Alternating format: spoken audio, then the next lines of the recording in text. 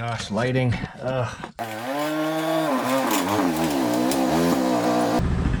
G'day folks, it's DIY Guy 123 here, bringing you another do-it-yourself video. Today we're talking about changing the rear parking brake pads on a Yamaha Rhino. There's a brake disc, you know, at each of the wheels, and that's the regular brakes when you press the brake pedal. But when you pull up on the parking brake cable, it activates a brake disc surrounding the drive shaft that comes out of the transmission and heads to the rear end. So there's a brake disc right there, and you can see the red metal right in the center of the screen. That's the metal backing for the pad, and these pads are worn out. So they don't actually grip the disc anymore, and that implies a couple of things. Either the parking brake cable is stretched, or the caliper itself needs to be adjusted, which I think is the likely problem, and the pad thickness is worn out. So we're gonna start by changing the pads out, and then we will go through an adjustment procedure to calibrate the caliper to the pads and then the cable as well. So to start, you need to take off the bottom skid plate, and I've jacked the vehicle up on this side. I took the wheel off because it's just easier, the rear passenger side wheel, and that gives you access to the lower bolt. I guess technically you could get it from above, but it's a little awkward, and getting that skid plate off wasn't a big deal.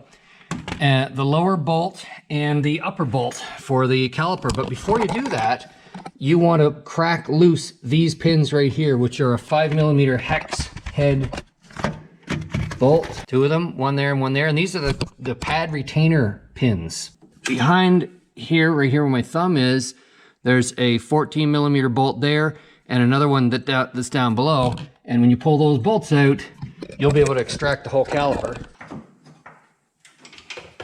Like this. Now, this is a great time to confirm the operation of the parking brake cable to make sure that it's not seized. If it gets shorter or smaller when I pull on the cable and the spring lengthens, we know that the cable is working. Hopefully, that's cycle.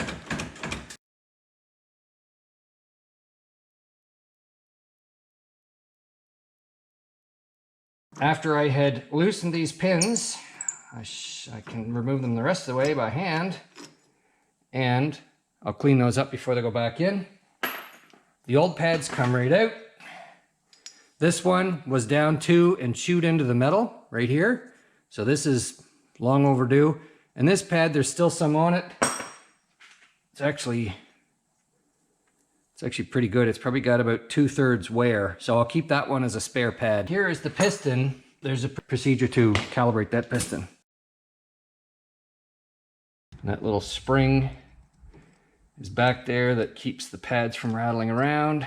The caliper mounting bracket and the caliper are connected with these slide pins that move in and out. Well, they move like that, and they move out like that. Now, these slide pins are supposed to be well lubricated, and if they seize up, two things will happen. You'll get wear on only one of the pads, and so that pad will prematurely wear out, or the brakes will stick on. So we're gonna take this bracket all the way out and clean those pins and put new caliper lube on them. So we get the old grease off of there, and this is proper caliper lube. This is not grease.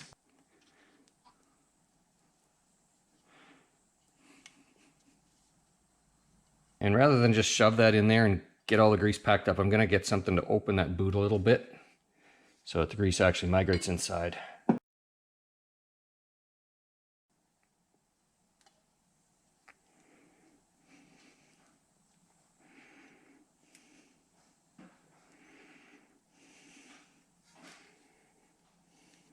If it's lined up properly, it moves really well.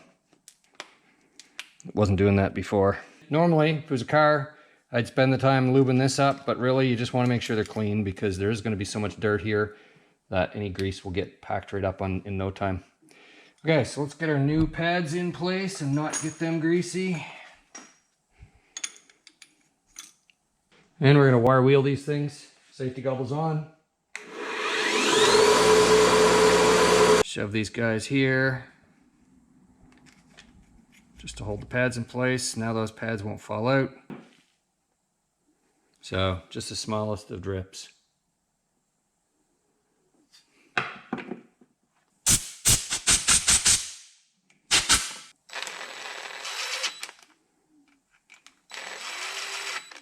Yes, this is an impact driver, but you can see I did not use that driver to set these pins. They're only, I think they're only 12 foot-pounds, so here we go. Ready? Click. Ready? Click. Okay, 12 foot-pounds. Click. Okay, so we have our new pads in, and our caliper mount has been lubricated, and it slides nicely now. Slides right out, in fact. And it's now time to check this adjuster screw. This is the screw that we're going to have to adjust if these pads don't fit back over the caliper. They probably should. This has never been adjusted from the factory, so it's probably going to be fine, but we will get ready to adjust that. This spring needs to come off so I can get access to that adjuster nut. This spring is easier to remove while that's still attached to the vehicle, but you see I got it right there, so not a big deal. That spring is still in the way, so I'm taking it right out.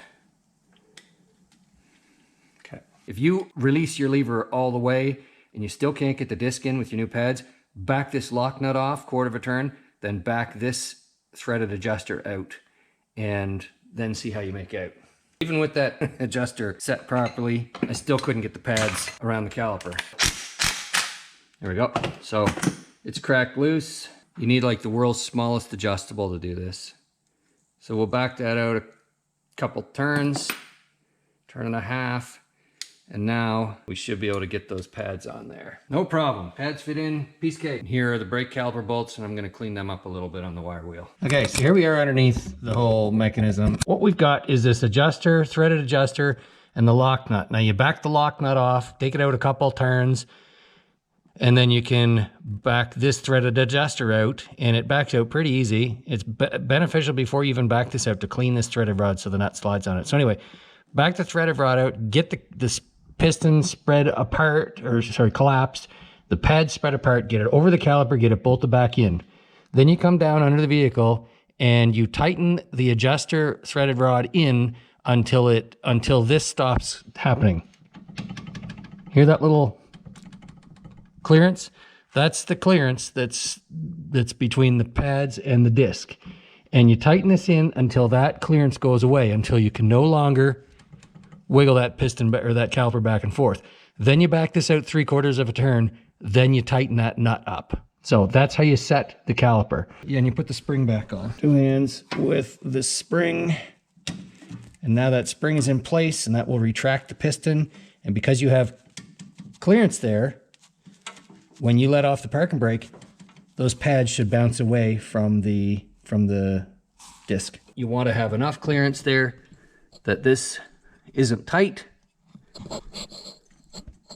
which is what we have, but you want it snug enough so that when you pull in the cable, it only clicks once before the brake grabs. And this one clicks 1, 2, 3 clicks. So it is too loose, so I need to adjust the cable now.